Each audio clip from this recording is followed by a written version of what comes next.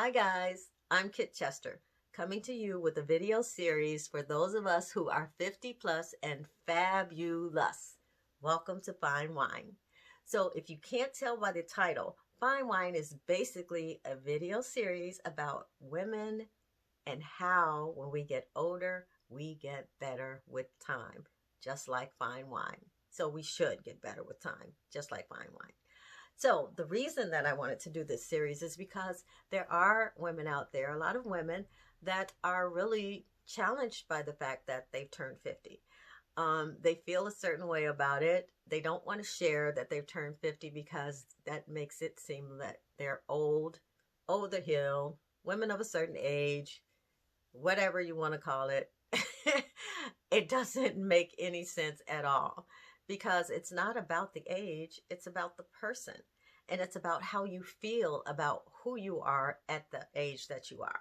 So whether you're 20, 30, 40, or 50, it doesn't matter about the age. It matters about the person and the journey that that person has been on. And that's why I wanted to do this series, to really just rip the bandage off of the age thing and really empower women to say, yeah, I'm 50 plus. I, myself, am 58. I will be 59 this year. And when I turned 50, I stopped and I was like, wow, I'm 50. I don't feel 50. But then that begs the question, what does 50 feel like? What does 50 look like? What am I supposed to feel like? What am I supposed to look like? So I wanted to really kind of open that up and I started talking to other women and just kind of getting some insight and their input on how they felt at 50. And there were, very interesting comments about it. Some women felt that, they were looked at like they were old. They felt old because they were 50, and it wasn't about their physical health. It was about their mental health. It was about the stigma that goes with turning 50. You're over the hill. You're half of 100. You're women of a certain age. I think those things are totally ridiculous. And I think it's just a matter of you being able to kind of step back and not accept things that don't apply to you. Just because those clothes fit doesn't mean you have to wear them. Okay? So that brings us to my topic of this first video, which is put your mask on first. That premise comes from, if you've ever been on an airplane before, the safety instructions tell you if the cabin pressure drops, the mask will drop from the ceiling. And they tell you always put your mask on first. Put your mask on first. Even if you have small children with you or someone that you need to care for, like an elderly person or something, they tell you to put your mask on first, because if you are not able to, not go unconscious or whatever, you can't be there to support who you need to support. You can't be there to be the caregiver. So you put your mask on first so that you're in a position to be able to assist someone else. Even if it's a stranger, you're able to assist. And that premise should be carried into your everyday life, because we as women have a tendency to put ourselves in the back seat of our own lives because we are caregivers. And it's wonderful being a caregiver. It's wonderful that people can depend on you for the things that they need. We will make sure that the children have their doctor's appointments. They have the food they need. They have the clothes they need, school supplies, whatever it is they need. You get that taken care of for them. If you have a husband or a partner or whatever, you are the one that will usually say, hey, you need to go see about that cough, or you need to go take care of this or that. So we're the ones that kind of keep everything together. When the kids are sick, we're the ones that stay home from work while the husband still goes to work.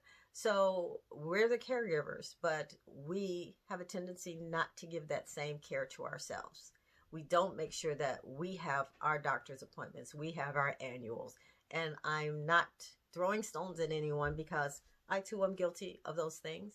But we do have to take the time to take a step back and recognize that you do have to love yourself.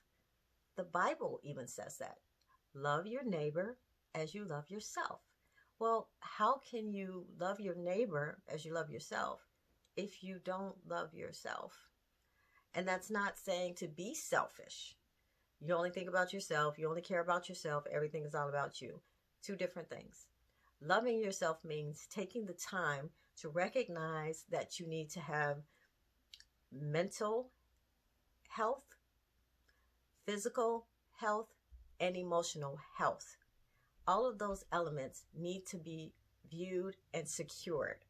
You need to make sure that you are mentally healthy, physically healthy, emotionally healthy.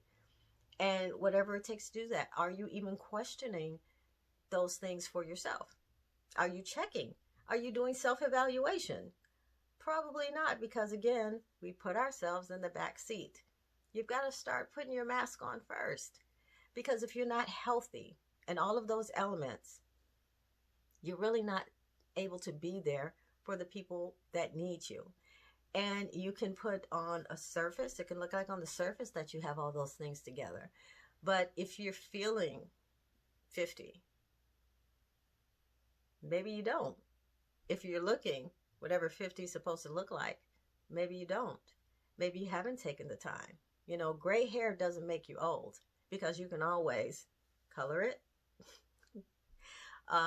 So it's not about gray hair. It's not about walking bent over or, you know, those things. Because here's the thing. If you take the time to exercise, you don't have to experience certain things as you get older. You experience those things because you don't ward it off. You don't go down without a fight. You're not exercising. You're not stretching. You're not doing something that's physically helpful to your body. You're not doing it. Emotionally, you're not taking the time to step away from things sometimes and just let whatever's going to happen happen, and not try to be on top of every single thing. Okay? And then mentally, where are you at mentally? Are you taking the time to do the things that increase your mental capacity? You know, are you doing anything to make sure that these elements are in place and that you're in a good space? Are you doing it? And if you don't know if you're doing it, then maybe it's time to take some self-evaluation. Maybe it's time for that. And the way to do that is to kind of just do a checklist to see, you know, are you patient in things that require patience? Are you present with things that require your presence? Are you able to pay attention? Are you able to engage?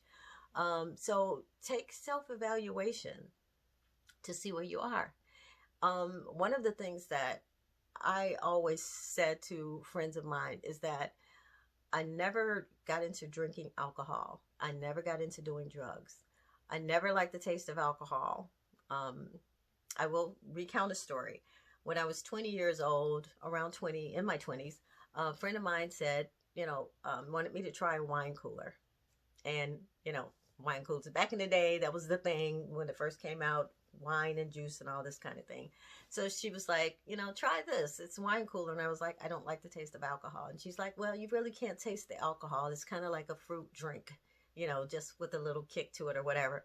So I was like, okay, I'll try it. So I did try it. The flavor was fine. I did still taste the alcohol, but it wasn't terrible. But I didn't like the way it made me feel. And it wasn't, I didn't feel terrible. Like I said, it was just that I didn't feel like I had control of myself, of you know, I just felt like I wasn't talking the way I normally talk. I felt like I was slurring my words. I felt like I wasn't walking the way I normally walk. So I wasn't in control of my faculties, and it bothered me. And I never had that experience again because I didn't like the way it made me feel. And again, I never did drugs because I didn't want anything to be in control of me, that I didn't have control of myself. And I recognize also that people can be just as potent as drugs and alcohol. And we don't pay attention to that sometimes. And The reason I'm saying this is, especially women, men do this too, but I've seen posts on social media, and it'll be a woman that will say, "He stole my joy, he stole my peace, he took away my self-esteem," and all of those things. I challenge that, because this is what I think. Nobody can take those things away unless you give them to them. So you shouldn't point the finger at someone else. You should point the finger at yourself, because you gave them the power to do that. And when we don't protect our emotions, and we don't control how we allow people to affect us, we can't blame other people. So you really have to be in control of your emotions, so that you don't allow people to take control of them. And that's another scripture that I take to heart from the Bible, that says, "Be slow to take offense." Okay? The word take is an action word. That means in order for you to be offended, you have to take it upon yourself. You don't have to do that. You don't have to let what people say affect how you feel about yourself, or what people say affect how you look, or how you feel about how you look. So, it's just a matter of taking control. When people try to take it away from you, don't let it happen. It's up to you. And the reason that I love this forum is because it gives us the opportunity to kind of talk about some of the things that we experience when we get a certain age, and you look back at your life and some of the experiences that you had, and you can get stuck in those things and not be able to move forward, and it sucks the life out of you. So then you do start to feel a certain age, or start to look a certain age, because you let those things really take away something from you. It's time to take it back. It's time to take it back, and it can be done. So I like to use this analogy because it's helpful to me to kind of keep things structured in my head. When I go on vacation, I don't like to take a lot of luggage. I don't like having to drag a bunch of stuff around with me. So I pack very, very light. I'm very good at figuring out how to use, the clothing to make sure that I can kind of mix and match, and you never even know I have the same outfit, because I don't like to bring a whole bunch of stuff with me. I don't like doing that when I go on vacation, because it distracts you from the journey. It distracts you from what the vacation is all about, having a good time and enjoying your life. Why do you bring baggage from your past along with you for the next part of your journey? It should be about the latter being better than the first. However, if you are stuck in the past with things that have held you back, have kept you from being able to be the woman that you want to be now, who do you want to be now? Are you that person? And if you're not, what is it going to take for you to get there? So again, I like to have this open conversation about this, because I love for women to be empowered at whatever age, but especially when you get to that age where you start to feel vulnerable because you're aging, you're getting older. That should be a blessing. It should be something you are excited about. What's the next chapter of your life going to look like? How many more blessings are you going to be able to experience? Because if you wake up in the morning, half the battle is already over. So just taking control of the things that try to control you, okay? And then just being grateful for each and every year that you have, each and every victory that you've won.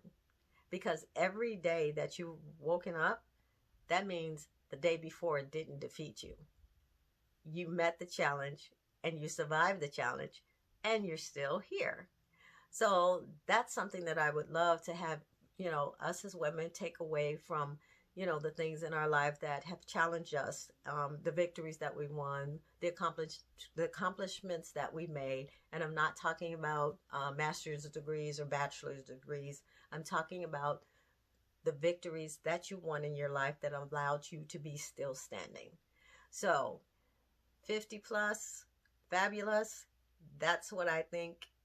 That's where I am. And I want to hear what you guys have to say about it. I want you to give me your comments, give me your feedback, give me your tips, and let's help each other out. Let's conquer the things that, are challenging together when it comes to us being women of a certain age. Yeah. So let's just kill that one. But in the interim, let me hear from you. Let me know what you think. And hopefully something that I've said today was able to help someone. And if you disagree with some of the things I've said today, I would love to hear that too, because you can't learn anything if you know everything. And as long as you're not dead, that means you still have the capacity to learn. So thank you for taking the time to check in with me today on this first video release of Fine Wine. And please do follow me on Facebook and Instagram, and subscribe to my YouTube channel, and make sure to push that little bell on YouTube's notification so that you can be notified of new videos that I have coming forward. So again, thank you for spending time with me today. I enjoyed having this conversation. It was kind of therapeutic for me too, even though it's kind of one-sided. But I want to hear from you guys. So thanks again, and I will see you next time with Fine Wine.